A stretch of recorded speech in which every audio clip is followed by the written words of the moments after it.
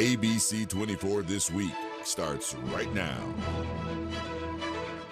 Hello, and thank you for joining us on ABC24 This Week. I am your host, Pepper Baker. You are here for the real stories behind the big stories, and I hope you'll continue to join us every Sunday at 9 a.m., 10:35 p.m., or on 24+. All right, let's see who is at the table today. As always, ABC24 political analyst Otis Sanford. We have former Memphis City Council Chair and Memphis City Schools Board Member Tawan Stout Mitchell, and we have MLK 50 reporter Catherine Burgess. Thank you all so much for being here. Thank you. Ooh, all right, let's get to the topics. First, we will take a look at early voting numbers for the Shelby County general and state and federal primary races.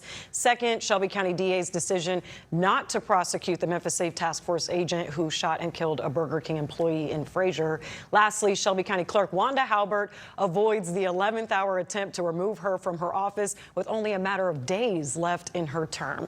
I'll reveal our bonus segment topic streaming on 24+ at the very end of this episode, but let's get back to number one. As of this recording on Friday at 3 p.m., the Shelby County Election Commission reported more than 31,000 early votes, and those were numbers as of Thursday. So we want to give some context here about tracking voter turnout, so stick with me. Back in May of 2026, which was the primary, there were about 577,500 registered voters, and nearly 90,000 people voted, which is almost a 16% turnout. And 2/3 of those were early votes. The last year we saw a county general election cycle without a presidential race was August 2022. That year, there was nearly 584,000 registered voters, and about 138,000 turned out, which was 23.6%. 30,000 more people voted early than on Election Day. So in summary, 2026 primary turnout was higher than past primaries, but still follows a historically low trend.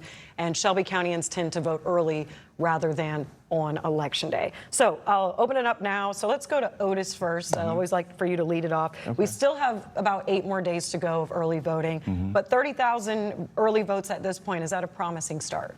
Well, it's better than what we had 4 years ago because that's the comparable election in August of 2022. So it is encouraging that more people are turning out at the same time than 4 years ago. So that is promising. I still think it needs to be higher because I sensed early on that there was a lot of anger out there among some voters because of especially the way the congressional districts were chopped up. And that may be playing into the slightly higher numbers right now. Also, what's playing into it is you don't have an incumbent for governor, you don't have an incumbent for county mayor, and you don't have an incumbent for the sheriff. And I think that's driving some turnout as well. So I just hope it continues to grow. I'm a big proponent of voting in every election, so get out there and vote. Yeah, and I do want to shout out our producer, Connor. He's the one who kind of scrunched those numbers for us, so thank you so much, Connor. Tawan, I want to ask you here, you know, a lot of the turnout's going to determine, you know, between what parties show out the most, and especially with these congressional races, we're seeing Democrats really hoping that the blue side of the state will make a turnout. What are you seeing from early voting numbers, and whether that's promising, and just what needs to happen to really effectively make change? I want to say that it really does look like it's not a matter of who's winning these elections, but who's turning out. And who's turning out is important because 30% of the Democratic vote comes from Shelby County. 30%. That's a lot. So if there is a good turnout here, there is a good opportunity for candidates in other areas as well, not only Shelby County. And it's so easy to do. I'm glad to see these numbers are rising because it's so easy to do. I just thought about it, 16% in the last election. If every person made sure one person who didn't vote in that election goes to vote, it's 32%. If every person made sure 2 people went, it's 48%. It's just that simple. People respond not by phone banking as much as they do by someone who they know encouraged them to vote. Yeah, that's a good point, definitely. We're seeing a lot of effort being poured into this election as far as influence and endorsements. So, Catherine, I know you reported recently on State Representative Justin J. Pearson's major campaign event, bringing 3 congressmen from out of state in to help them. I just wanted to ask a little bit more about what you took away from that, the turnout, and if it really makes a difference. Yeah, it was a huge event. There were about 1,200 people there. The church was packed, and it was a very vibrant event. There was lots of music. There were very inspirational speeches. Everybody spoke very highly of Justin. Of course, it was a campaign rally. But what really struck me was how they dug into local Memphis issues, but talked about them in a way that shows these issues transcend just Memphis, which is so important in the District 9 race, which now covers 15 counties. So they especially focused on the Memphis Safe Task Force, recent killings, and then, of course, environmental pollution from industries like data centers, which is a concern across Tennessee. So those were the really big issues that were addressed. I think it's going to be a really interesting race. As I was looking around the room at different people I knew who were there, I saw quite a few people who are Pearson supporters. Clearly, they were there, but they can't vote for him because of the redistricting. So I think there's a huge question: is how is this primary going to turn out? In the Pearson and then, of course, State Senator London Lamar in this primary, really between the two of them, you have an example of a more progressive Democrat, which you really saw when you had Alexandria Ocasio-Cortez and Ayanna Pressley coming out to support him, and you have a more establishment Democrat. I have a story coming out on this soon. And Memphis often loves the more establishment Democrat. And then if you consider the complexity of all these other counties with all their, their unique makeup, they're whiter than the previous District 9 was. I think there's a big question of how this primary is going to turn out. Yeah, that's some good perspective there. Tawana, I want to take it back to you since you have run for office before.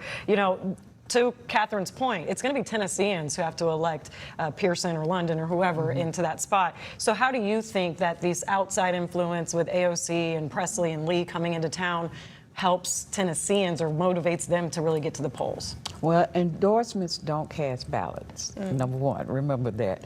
But they do offer you an opportunity to get exposure, media attention. Anytime you get media attention, your face is in the public. It gives you credibility because it talks about your span of reach of who you can collaborate with. And it also gives you sometimes volunteers because those people may have people who follow them who may want to volunteer for your campaign. But they don't necessarily guarantee you votes. But it's good to get great endorsements. And in this case, Pearson has some good endorsements around the country, but so does London Lamar. And London Lamar has some traditional local endorsements that are heavy hitters as well, like the former Congressman Harold Ford. Those cannot be overlooked. So this will be a battle of progressive versus traditional, and I'm waiting to see what happens. Yeah, it makes it juicy. I don't want to negate the other side here. So let's talk about the Republican side. Brent Taylor did solidify President Donald Trump's endorsement, and we've seen it on his campaign ads as well as Facebook. Otis had a really great Facebook post about candidates who are backing President Trump's and in his camp. So, Otis, I want to toss it to you. I just want you to read it, and yeah, we'll take it from there. Well, it was kind of provocative, but that's who I am, so I don't mind that. I said, hear me and hear me well. All local and state candidates on this year's ballot who are sucking up to this president must be required to tell voters whether they support all the grift, incompetence, the crazy Iran war, skyrocketing gas prices, election lies, racism, whitewashing of U.S. history. Voters deserve to know. And we also have a little comment that I made sure to get in there. Great question. Great question. And again, I know people will criticize me for saying that, but all you have to do is look at the evidence here. And there's plenty of proof that this president has engaged in all of this. Self-dealing and the grifting and the Iran war that he said he would not start, and now it's never-ending, gas prices high. And Brent Taylor especially has wrapped himself into Donald Trump for the primary. Now, whether he does that in the general, we'll see, because you have to be a little bit less partisan to run a general election, but he just wrapped himself in this. At some point, because he's not running for a state office anymore, he's running for Congress, and he has to address whether he is supportive of a lot of these issues. Are you supportive of the president enriching himself? Are you supportive of the Iran war? Are you supportive of ICE shooting people on the streets? He has not addressed any of that yet. And I predict, obviously, that he's going to be the nominee on the Republican side. He cannot run away from those questions, and he needs to answer them. Okay, yeah, early voting is definitely ramping up. A lot of good topics there. Thank you all so much for that segment, and we will see what happens. We have one more show before August 6th, so we're going to continue talking about early voting until then. But when we come back, we're going to talk about Shelby County District Attorney Steve Morey's decision to justify the deadly use of force of a Memphis Safe Task Force agent shooting and killing a man in Frazier. We'll be right back.